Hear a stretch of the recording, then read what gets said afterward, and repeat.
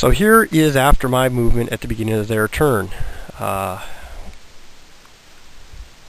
Their charges this time, they do have the cavalry charge the trolls. I'm now just close enough that they have to do something about it. She also has her, my wife has her Phoenix Guard on the very top charge my chariot that survived. And that's the only charges because they don't want to run through the fanatics. No, I'm sorry, the miners, of course, charge the Black Orcs as well. Unfortunately for her, as she charged forward, that did trigger the fanatic that was in the Night Goblin unit, who rolled a 6, wiped out 5, wiped out 5 of the remaining 9 Phoenix Guard. They passed their panic test and get there, but not nearly as an impressive unit as she hoped.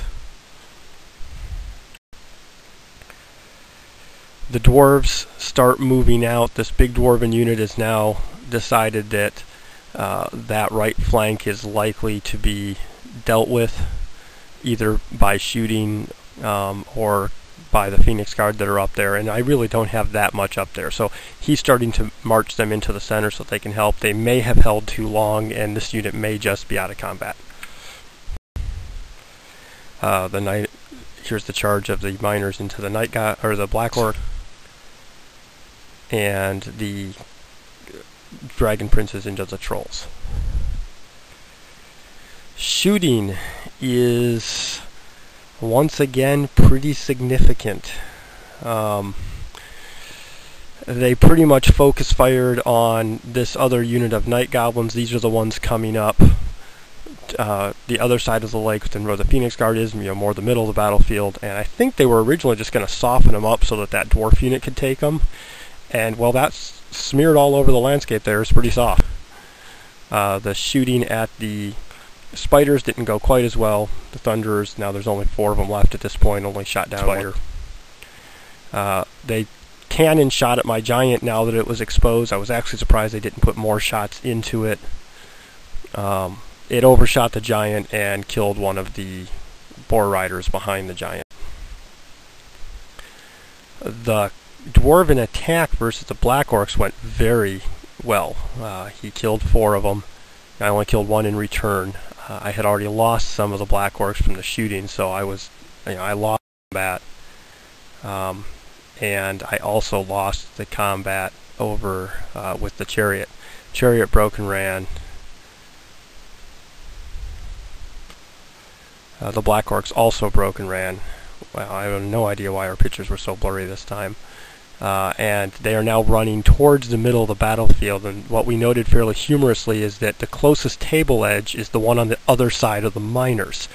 And I only ran 6 inches away, or I ran 9, he ran 3. So I'm only 6 inches away. So either I'm going to rally and the miners are going to charge him, because they're at exactly the right distance, or I'm not going to rally and I'm going to turn and run right back towards the miners in a broken rabble. And if I run far enough, be destroyed when I contact him. If I don't run far enough, he'll charge the unrallied mass right in front of him.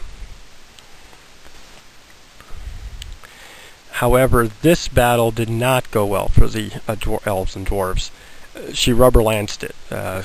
Very few attacks hit and wounded, and I regenerated all but one of them. That's the one wound he has.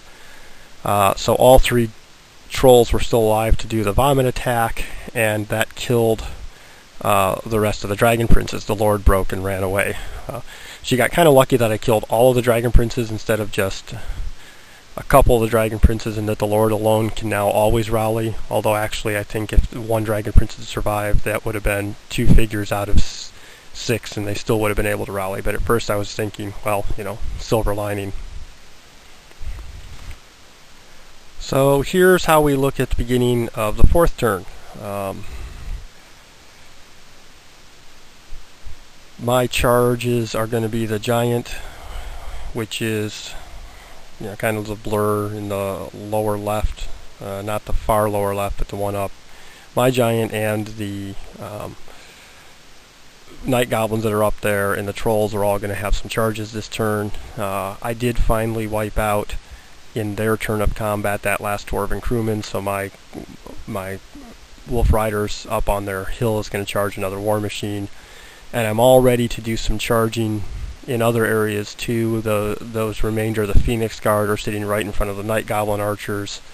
And what I was trying to show in this picture is you'll see 3 blue spots, one right in front of the Boar Boys in the lower left, one in front of the line of Orc archers behind the lake, and there's a little blue spot right in front of the Night Goblins over by her, on the far side by her Phoenix Guard. Those dice all show 1s, which were the animosity results. So the general's not going anywhere, the Orcs aren't shooting anyone, and the Phoenix Guard are not about to get charged. Oh well, that's Orcs and Goblins for you. So the charges that I do declare have both the Giant and the Night Goblins going to pound on those Elves. The Spider Riders, I think, are charging up to the Thunderers there. The Trolls are slamming into the Dwarven unit here. And as the Fanatics go running around, one of the Fanatics, the one right in front of the Dwarves, kills itself. The other Fanatic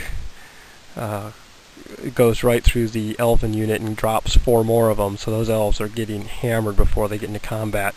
And the third Fanatic, who was right behind the Thunderers, kind of moves slightly along the line of the hill and managed to just miss everything, although it's in a pretty scary spot for them, as her mage is sitting right in front of it.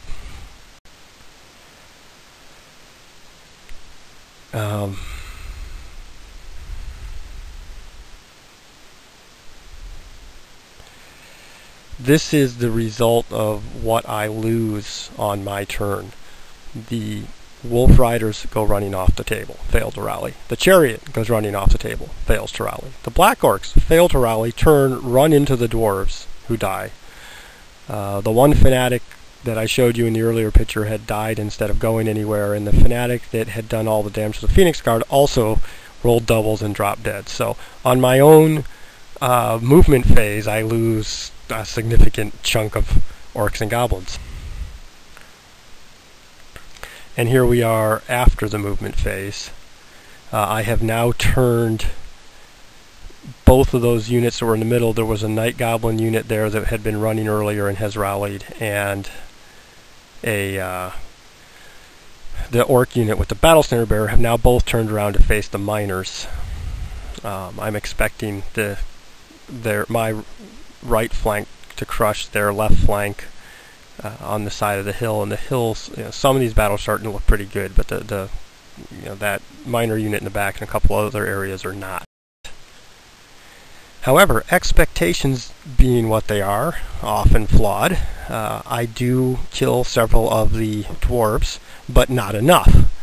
And my Squabbling General, and I wasn't sure if a Squabbling General can still provide leadership bonuses. It turns out the Squabbling General was 12.5 inches away from the Trolls, so the question became moot as the Trolls run away, and now that Orc unit has Dwarves in the front of them and fleeing Trolls and Dwarves in the back of them.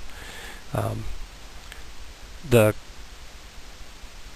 other rather odd thing that happened is, just because of the order we fought the battles, the Giant and the Night Goblins did beat the Elves. The Night Goblins rolled a 2 for their pursuit move, not very far. Goblin moved a little further and smashed them. So that battle happens first. Then the second battle happens, which is the Trolls and the Dwarves.